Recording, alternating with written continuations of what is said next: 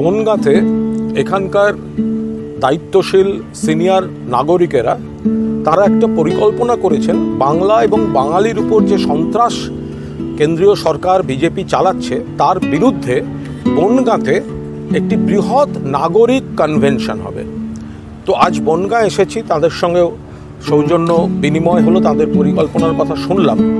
এখানে গোপাল শেঠ রয়েছেন, বিশ্বজিৎ দাস রয়েছেন, আরও সকলে রয়েছেন, বিভিন্ন পুরপিতা এবং যারা সবাই রয়েছেন বিভিন্ন সংগঠনের। তো তাদের যা পরিকল্পনা সেটা হচ্ছে পুজোর পর বনগাঁ চলো। আর এই এলাকাটিতে বিজেপি নানা ধরনের কুৎসা, নানা বিভ্রান্তি, তো তারা এখানে বাংলাদেশ সীমান্তবর্তী জায়গা, তো এখানে নাগরিক কনভেনশন হবে দলীয় পতাকা ছাড়া, কিন্তু মাননীয় মুখ্যমন্ত্রী মমতা বন্দ্যোপাধ্যায়ের মুখ অবশ্যই থাকবে এবং সামনে রেখে হবে। কারণ